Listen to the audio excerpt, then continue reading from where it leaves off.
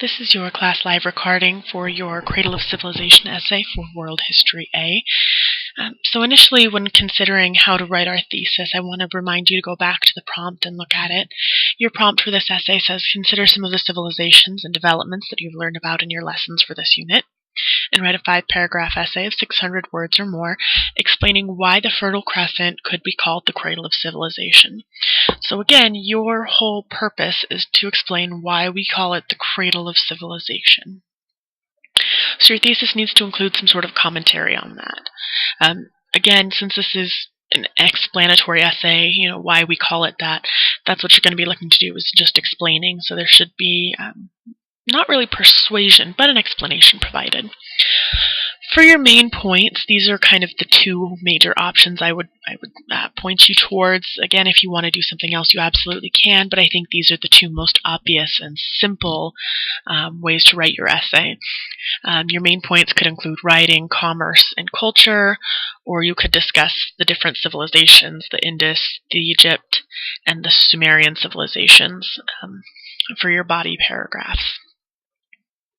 So for writing your essay, you're going to start with your introductory paragraph. Remember, I am looking for a 5-paragraph essay here. So you should have an introduction, 3 body paragraphs, and a conclusion. For your introduction, you don't have to. Again, when writing historical essays, I always encourage to include background information. What are we talking about when we say, this kind of Cradle of Civilization, Fertile Crescent area. Why do we talk about this as the Cradle of Civilization? Your main points, which again might include writing, commerce, and culture. And then your thesis, why do we call this the Cradle of Civilization? Your body paragraphs are all going to be very similar, except they'll all have a different topic. So for this example, I'm going to go over the writing, commerce, and culture as an example. So my first body paragraph, my topic sentence, would say something along the lines of, we call this the Cradle of Civilization because this is where writing was really kind of first developed. And then evidence. This looks like a quote from either your Odyssey Ware lessons or some of the research you've done. Anytime you give evidence, you need to explain your evidence. I can't just say that the earliest writing forms we have are, cuneiform from the Sumerians. I need to explain what that means. That means the earliest form of writing was developed in this kind of Fertile Crescent area, which we're calling the Cradle of Civilization, because writing is such an integral part of establishing a civilization, and this was the first place writing has been found, so we know that this is the first place a real civilization was established. So again, with that little explanation, I've tied back to my thesis, and then I'll have you repeat this process for each body paragraph. So you should have 2 pieces of evidence, 2 explanations, 2 tiebacks to your thesis before you move on to the next paragraph. And that's what each of your body paragraphs will look like. Your topic sentence, evidence, explaining your evidence, tying it back to your thesis, and then again, evidence, explanation, tie it back to thesis, move on to your next paragraph.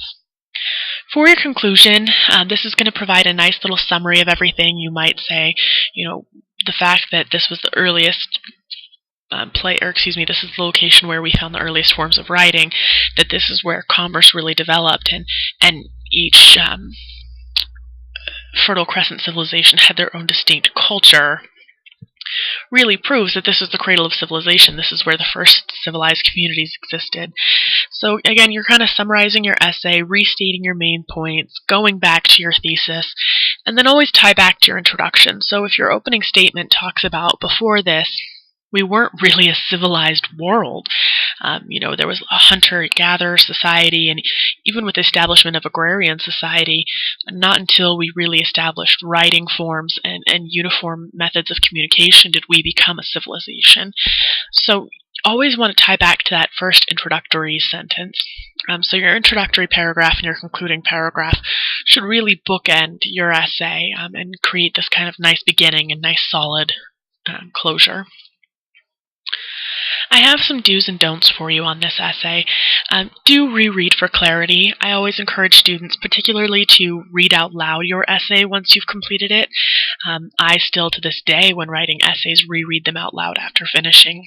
I find it helps that you catch any awkward grammatical errors if you have to stop and read it out loud. You slow down a little bit, and it helps you hear more of what you're saying. Don't assume that one draft is going to be perfection. Quite frequently, I will send an essay back with comments and questions and ask you to rewrite or expand on some ideas. And know that's to make you a better writer. It's not to make you suffer. Do explain and give relevant evidence. If we're talking about writing forms in these early civilizations, you don't really have a good reason to be talking about Japanese. Because we're talking about the Cradle of Civilization, the Fertile Crescent area, so it doesn't really make sense to be talking about something entirely different. Don't use personal pronouns or talk about your essay as an entity. Nothing breaks my heart more than when I pull up an essay to read it and it says, "Today in my essay, I'm going to," or, "this essay will prove." Don't talk about your essay, and don't talk about yourself in your essay. So no personal pronouns, no I's, my's, or "this essay wills."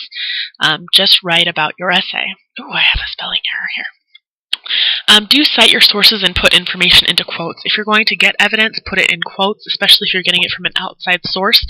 You need to credit that outside source, otherwise you go into the very dangerous area of plagiarism, where you're copying information from other places and not giving them credit. So please, please, please cite your sources. Let me know that you didn't come up with this information, that it is factual and came from somewhere else. So that's it. If you have any questions, let me know. Otherwise, I will see you in class.